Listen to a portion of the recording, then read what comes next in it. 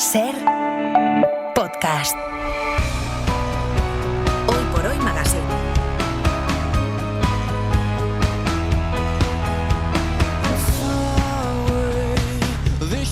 Y con Nuño Domínguez, nuestro periodista científico, que está aquí los miércoles, este verano también, ayudándonos a conocer a gente, algo tan gratificante muchas veces, ¿no? Simplemente conocer a gente que tiene algo que contar, una historia que contar, un trabajo que contar. ¿De qué vamos a hablar hoy, Nuño? Bueno, hoy vamos a hablar de un trabajo especialmente importante y especialmente, o tal vez, un poco desconocido para nosotros, ¿no? Que es el tema de las enfermedades raras, y el tema de la terapia génica, pero sobre todo se trata de curar enfermedades incurables, que es algo que hasta ahora, o hasta hace muy pocos años, era una utopía, y gracias a este tipo de terapias experimentales empieza a ser así. Es decir, y aquí en España tenemos equipos que han hecho terapias génicas revolucionarias en todo el mundo, no en Europa, no en España, para todo el mundo. Porque en general las enfermedades raras tienen que ver con la genética. Tienen que ver con la genética. Normalmente son una sola errata de una letra por otra en una secuencia de letras de 3.000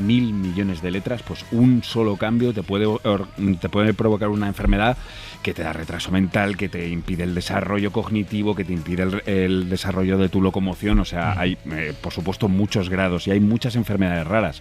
Pero un investigador en este campo me decía una vez: esto es como un ejército, cada uno intentando luchar con su espadita pequeña de su enfermedad rara, pero en el mundo hay 300 millones de personas con enfermedades raras, que es casi la población de Estados Unidos. Lo que pasa es que es muy difícil que ese ejército se una, ¿no?, para luchar en general contra cada una de esas enfermedades. ¿Y a quién hemos invitado hoy? Bueno, hoy hemos invitado a Paula Río, que es la presidenta de la Sociedad Española de Terapia Celular y Terapia Génica.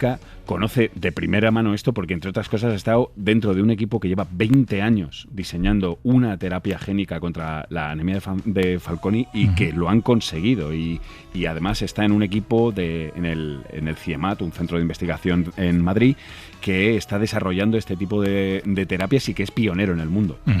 Paula Río. Paula, muy buenos días. Hola, buenos días. Nos decía Nuño que tú estudias, investigas esa enfermedad que se llama anemia de Fanconi. ¿En qué consiste esta enfermedad? Sí, pues como comentaba Nuño, nosotros llevamos muchos años trabajando en esta enfermedad, que es una enfermedad rara, que consiste en que los pacientes tienen una mutación que, por supuesto, afecta a todos los tejidos, a todo el paciente, pero los primeros síntomas de la enfermedad y la primera causa de mortalidad, si no se trata, es una anemia muy severa que lleva al fallo de médula ósea en los pacientes. Y es en ese campo en el que nosotros nos hemos centrado en corregir ese primer problema que tienen los pacientes. Claro. Este camino, hasta corregir ese primer problema, ¿cuánto os ha llevado? Porque más o menos, siempre que hablamos de este tipo de investigaciones, hay una primera realidad. Es que son procesos laboriosos, lentos, de mucho trabajo y de mucha prueba-error. Sí, a ver, nos ha llevado, como comentaba Nuño, pues muchos años. Empezamos en el año 2000 aproximadamente y el ensayo clínico lo empezamos en el año 2016.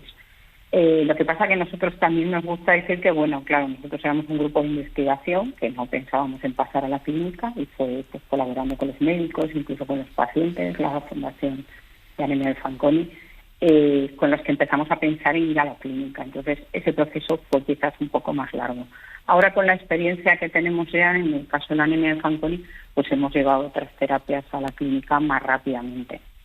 Pero en el caso de anemia de Fanconi fue así. También es una enfermedad bastante más compleja que otras que se han tratado por terapia génica, y eso nos hizo, pues, bueno, ir dando pasos que en principio podían parecer lentos, pero intentando ir en cada paso seguro para ir al siguiente paso antes de llegar a los pacientes y tener 100% claro lo que podíamos, la estrategia que podíamos usar para tratarlos.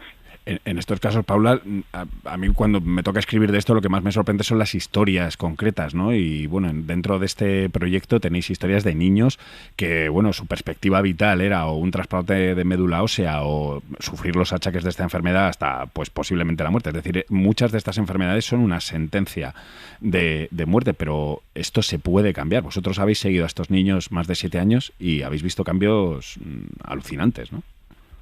Sí, en el ensayo que hicimos nosotros, el primero, que era un ensayo en fase 1-2, que bueno, en realidad habían hecho ensayos previos en los que no se había visto que la terapia pudiera funcionar, pues nosotros lo que quisimos ver era cuántas células necesitábamos. O sea, la idea de esta terapia es que obtenemos células madre de los pacientes, de la sangre, que son las que van a dar lugar a, digamos, todas las células de la sangre del paciente, las corregimos en el laboratorio y se las volvemos a infundir.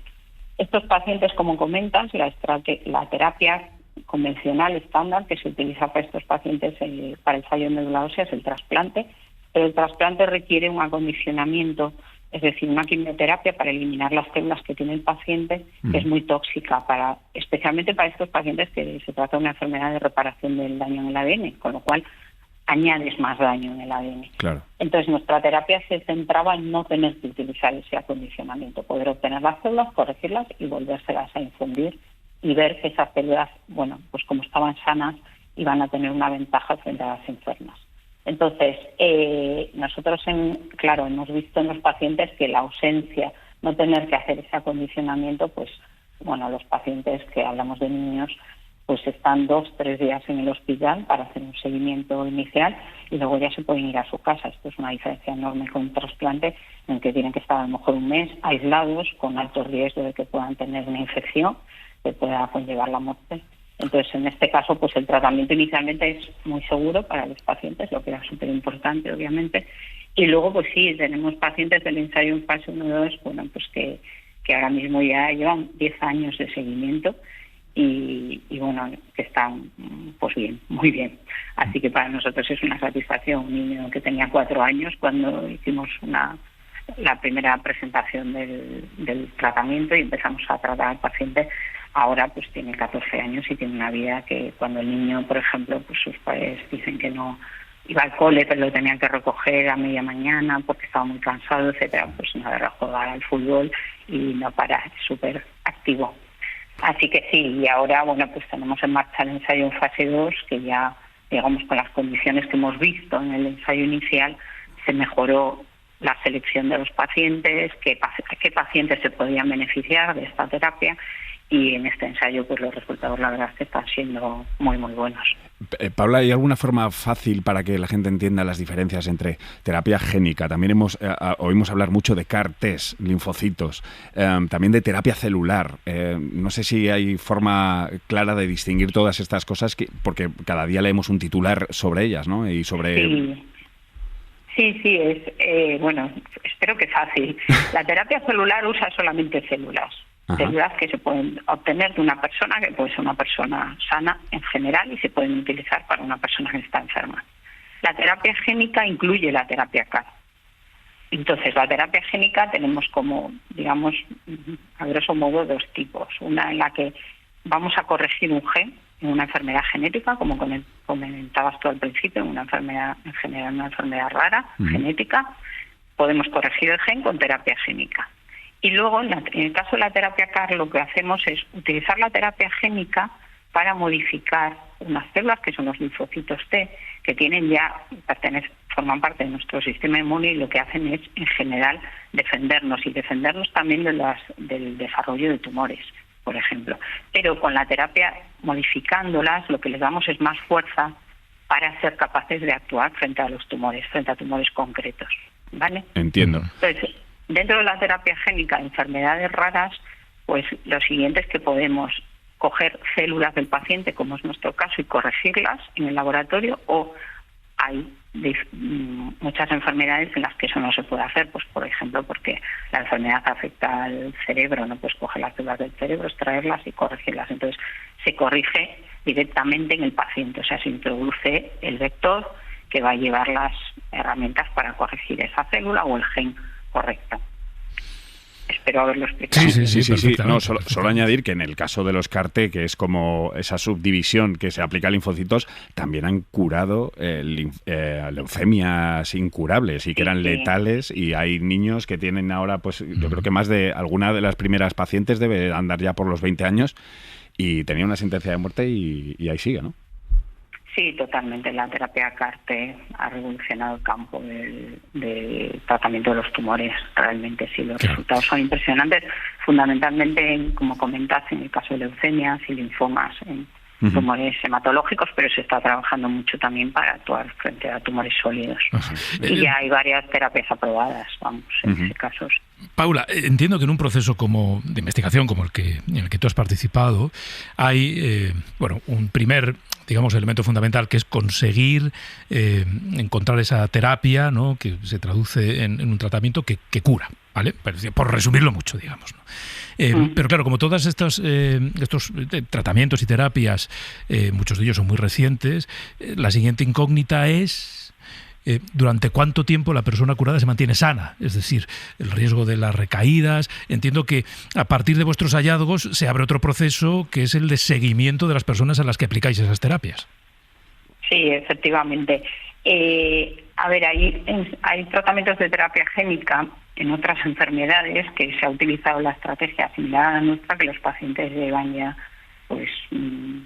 más de 15 años de seguimiento, ¿no? Con lo cual, en esos casos se espera que el comportamiento sea similar.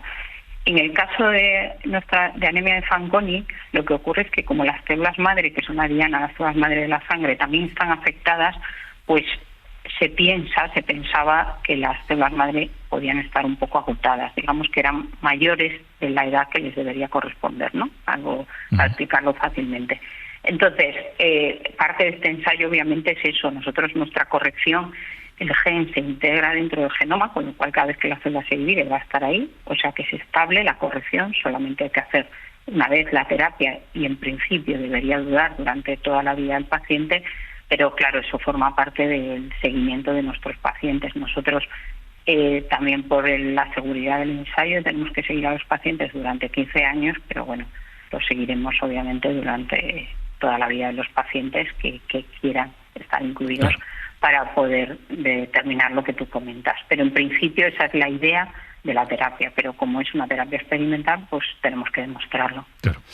Yo, para hacerte la pregunta de qué deben hacer las familias que se ven afectadas por una enfermedad rara que muchas veces no encuentran referencias cerca, recuerdas que comentamos el caso de Claudia, que es una niña cuyos padres están haciendo una campaña, el reto de Claudia.com, para reunir fondos e intentar buscar a un equipo científico, y ya tienen contactos en el Hospital Sant Joan de Déu, creo, están en ello, intentar buscar fondos y un equipo científico que le desarrolle una terapia solo para su mutación, porque es que muchas veces estamos hablando de ensayos clínicos de una sola persona, es decir, solo hay una mutación, solo hay una persona en el mundo con ese problema exacto, ¿no? Entonces, ¿qué le recomiendas tú a las familias que deben hacer?